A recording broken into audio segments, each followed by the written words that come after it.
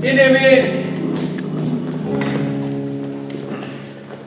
ces quelques versets de Proverbes 4, 20, 22 sont comme des médicaments. C'est la pharmacie de Dieu. Et on nous dit la première chose que le Fils de Dieu doit faire, c'est d'être attentif aux paroles que Dieu donne. Être attentif, avoir une attention totale à ce que Dieu nous dit. Exerçons-nous cette semaine encore à être attentifs à ce que Dieu dit. Qu'est-ce qu'il veut nous dire? Quand il dit « Je suis l'Éternel qui te guérit », qu'est-ce qu'il dit? Nous avons vu ça la fois passée.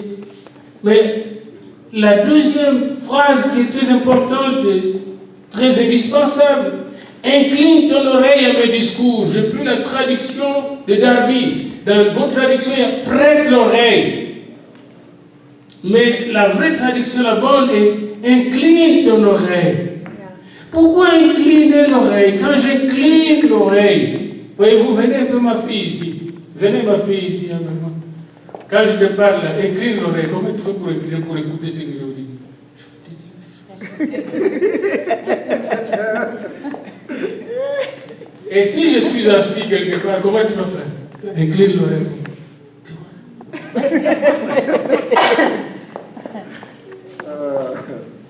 Quand les Hébreux disent, les sages Hébreux disent, incline l'oreille, ça veut dire beaucoup de choses. Ça veut dire que tu abandonnes ta position, tu abandonnes tout ce que tu fais pour écouter ce que Dieu dit. Et ça a beaucoup d'implications. Il y a un homme de Dieu qui était malade. Mais cet homme de Dieu est passé par plusieurs églises et plusieurs doctrines.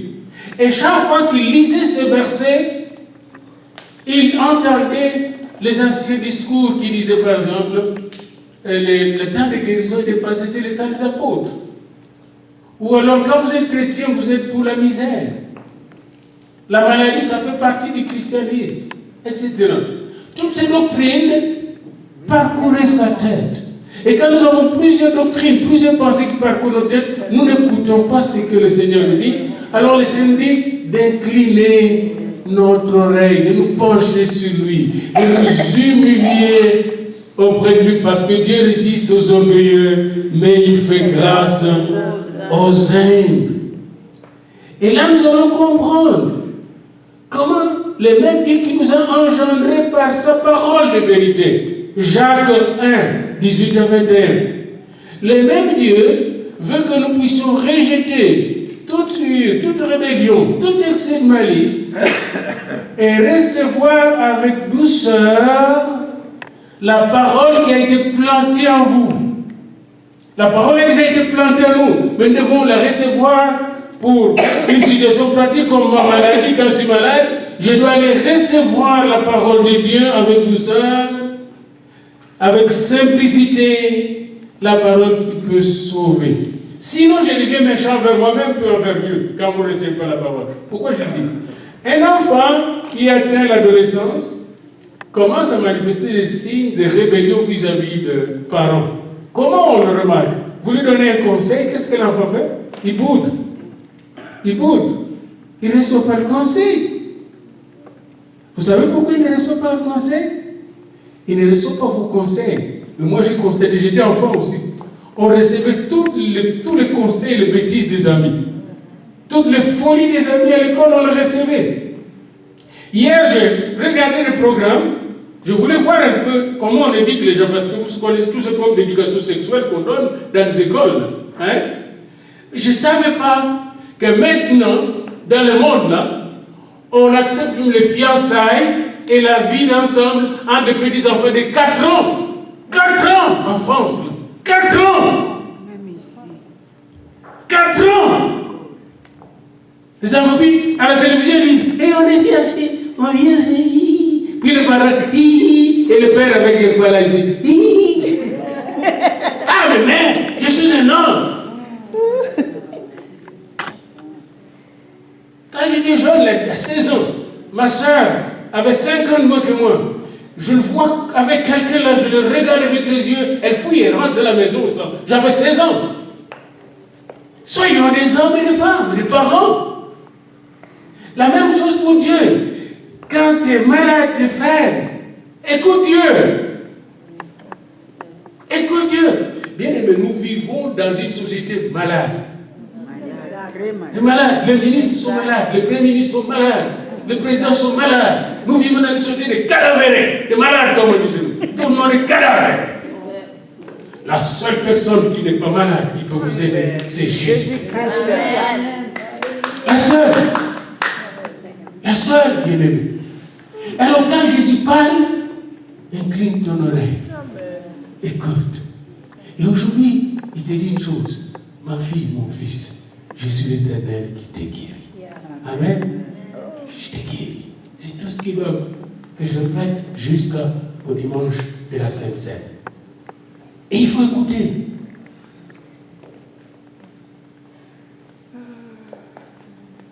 Nous devons abandonner toutes nos idées quand Dieu parle. Abandonner toutes nos doctrines quand Dieu parle. Pour nous concentrer sur Dieu. Nous devons lui donner tous nos soucis, toutes nos préoccupations. Ces derniers temps, j'avais un problème qui est parti. Le problème que j'avais quand je mangeais quelque chose, ça montait. Le reflux, ça montait. Puis on m'a donné tel médicament, ça ne marche pas. Tel médicament, ça ne marche pas. Tel médicament. J'ai dit, je vais écouter Dieu. J'étais fatigué de changer de médicament. Je me suis mis à l'écouter, ça n'a pas fait une semaine. C'était fini. Hey! Au lieu d'aller payer tel médicament, ça a commencé à me coûter cher. Ça me fatiguait. Là, je mange très bien. Ce matin, j'ai mangé très bien.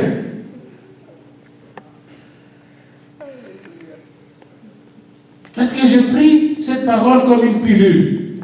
Je commençais à la manger. Prenez cette parole comme une pilule. Mangez-la. Amen. Soyez attentifs à cette parole. Et donnons cette parole à nos enfants. Pour qu'ils soient bénis. Dès qu'ils sont encore petits enfants comme ça, ils ont besoin d'apprendre cette parole. Bien-aimés dans le Seigneur, apprenons à nos enfants de s'incliner même quand leur mère parle. Quand ma mère parlait, ma mère était comme un peu comme ça, ma mère. Mais quand elle parlait, je m'inclinais toujours. Je m'inclinais. Quand on allait au marché, j'y transportais toujours le panier. Tout le monde savait que si je ne suis pas là, avec ma mère, où il a voyagé, où il est à l'école. Est-ce que c'est comme ça aussi que j'aime le Seigneur? Est-ce que quand le Seigneur est là, je le suis, je l'écoute? Bien aimé, le Seigneur dit ceci dans 3 Jean 2. Bien aimé, je souhaite que tu prospères à tous égards, sois en bonne santé, comme prospère l'état de ton âme. Le Seigneur te dit aujourd'hui, bien-aimé, je souhaite que tu prospères à tous égards et sois en bonne santé, comme prospère l'état de ton âme. Oh, Seigneur, merci. Merci pour ce souhait. Parce que quand Dieu souhaite, il a compris. Sois en bonne santé. Regardez votre ami à côté. Dites-lui, sois en bonne santé. Dites-lui encore, sois en bonne santé. Dites-lui bien qu'elle incline. Toi qui écoutes, incline l'oreille. Incline l'oreille. Et dites-lui encore, sois en bonne santé.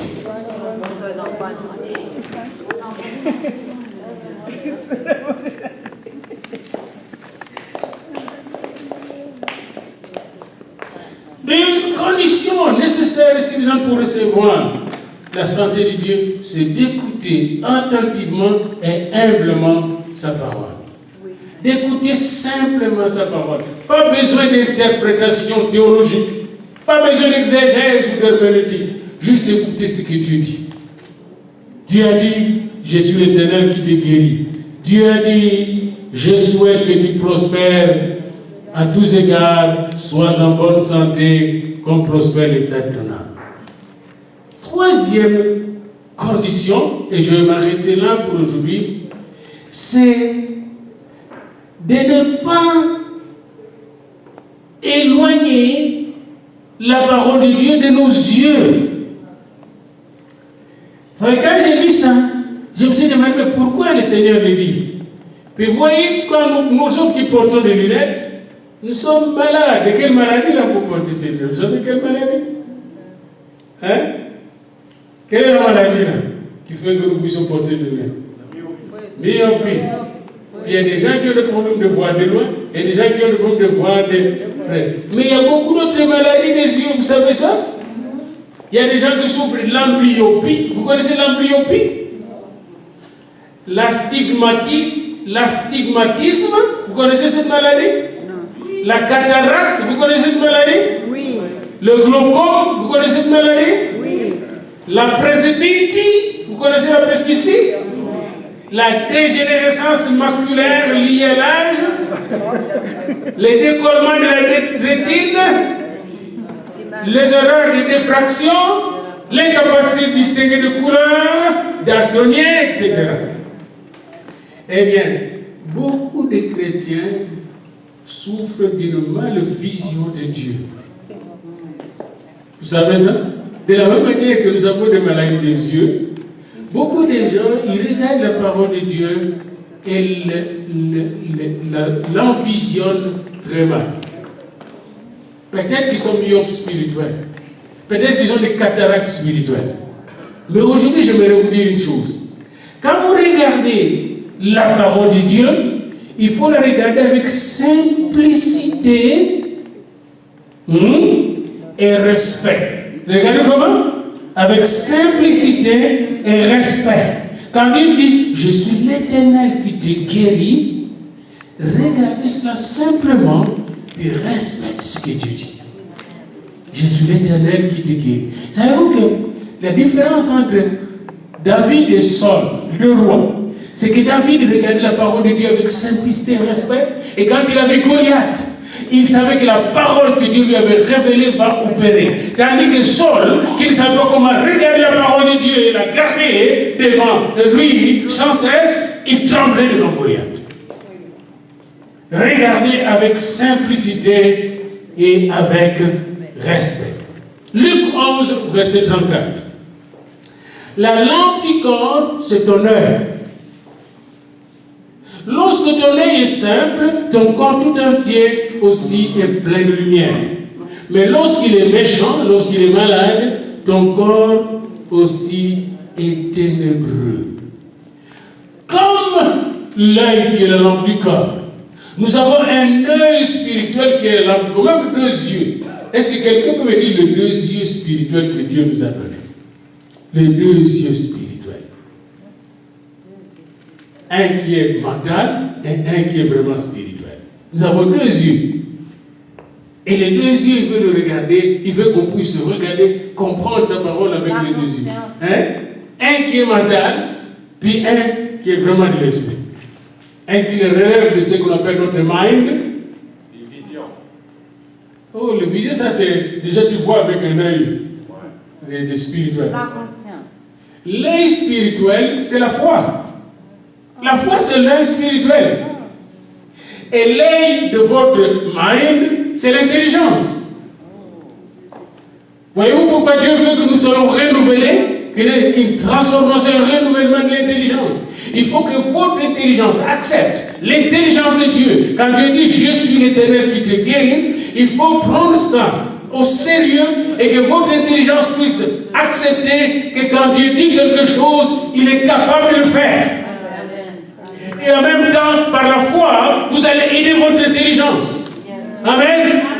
Et ça, c'est prendre le Seigneur au sérieux. Lèvons-nous maintenant et prenons cette parole au sérieux. Chacun de nous avec son petit bobo. Je ne vous impose même pas les mains. Mais là où vous êtes, exercez votre intelligence renouvelée et votre foi.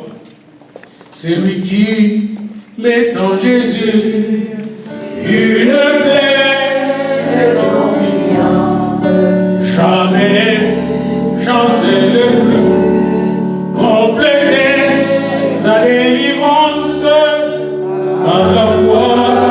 Nous marcherons par la foi, nous prierons par la foi au Rédempteur.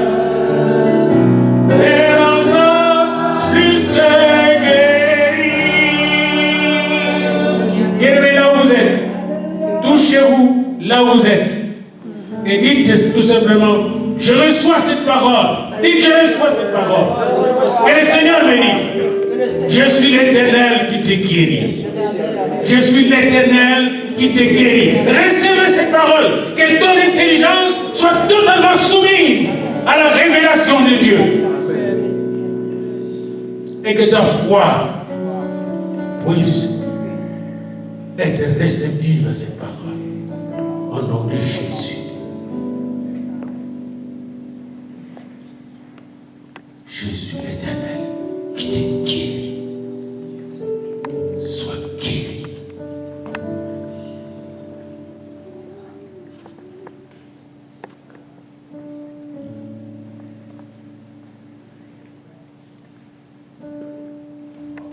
Amen.